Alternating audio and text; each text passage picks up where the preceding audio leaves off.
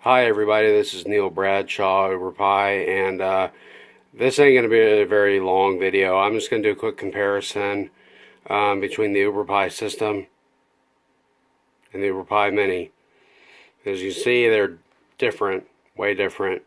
We'll just start with the UberPiSystem. That's been the most popular one. The other one's not as popular because it's just being offered right now, so it may prove to be popular. We'll just see. But with this one, basically, you got your HDMI, your power, an audio jack, Ethernet built in, 4 USB built in, Wi-Fi, Bluetooth, all that stuff. You've got the quad core processor. I think it's running at 1.3.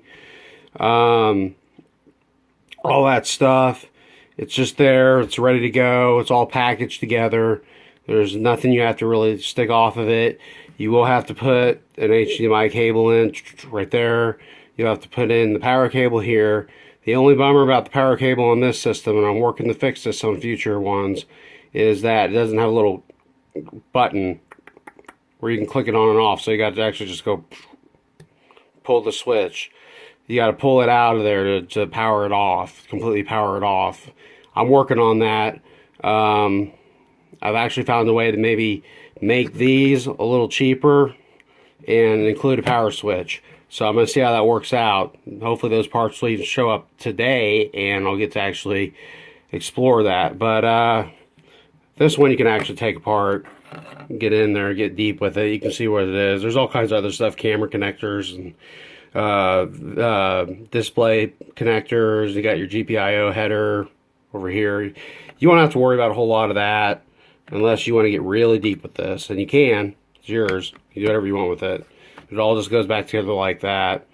Nice clear case. It's got a lot of ventilation, 2 heat sinks, so it stays nice and cool. It doesn't overheat. You can just let it run forever in perpetuity. No moving parts. It's pretty rock and roll. And over here, you got the UberPiMini. And as you can see, you need some stuff hanging off of it right out the door to get things going for it, which is kind of unfortunate, but that's what you get because it's basically one of these right here. It's a Raspberry Pi 0W. See if I can get this out with one hand. It might take a little bit of talent, which I don't have. I didn't get much sleep last night. It's this right there. That is a Raspberry Pi 0W. And as a rule of measure, we will use the rule of thumb. There you go, right there. About as big as my thumb. Really small. So on this thing, when you're looking at it, you got where my thumb's at right here. You got the where the micro SD card goes in, and then over here you got your mini HDMI right there, and then these two little ports here. You won't be using those. But if you did just use this exclusively without the USB hub that I bolt on, this would be for USB stuff. You'd have to run out, obviously, an adapter and USB hub. You don't want to do all that. It's kind of a messy deal. And then this would be for your power. But you don't use those with my setup, which is why on my setup for the UberPiMini, you have a little piece of tape that I put over there, electrical tape. Nothing fancy. You can take it off if you really want to, but you probably shouldn't because, you know what, you don't need these ports, and I'll explain why here in just a little bit. But so you take this and you sandwich it with this other board on the bottom, and this other board on the bottom, you saw that one USB port. There's actually 4 USB ports, so they're all built in. And so you use this power port over here to connect your power. That drives the power through the bottom, through this USB setup. So it's basically a powered USB hub. And then there's like 3 connectors that connect to the top board. And when it connects to the top board, it powers the Raspberry Pi 0W.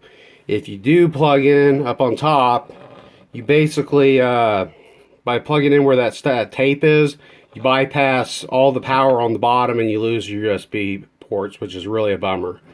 So don't do that. Just use this power port, which is on the direct opposite side of where the card goes in, and you'll be great. You'll be golden. Up here you got your GPIO header, and your GPIO header, you can attach. I got some pins and stuff. If people really want them, I can give them to them. Little things you can hook stuff up to. You don't need it. It's just like the Raspberry Pi 3 Model B. It's got those I/O functionalities in it, but you don't need it.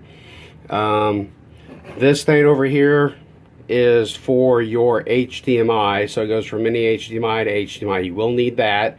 The alternative to that is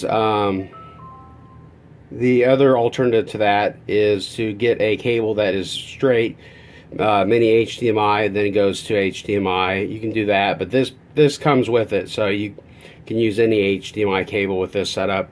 And then this I add because you can't. This little thing right here would normally go in that little port that I've taped over, but you don't want to do that because then again it also bypasses the functionality of the 4 USB ports on the bottom, and it defeats even having them. So I got a USB to a mini USB, and then that goes to this, which is your USB Ethernet adapter. And that's important because if you look at the Raspberry Pi Zero W, you'll see a little triangle at the bottom. I don't know if you can see that very well, but there's a little triangle at the bottom, and that's where radio waves resonate, and that's how you get your wireless.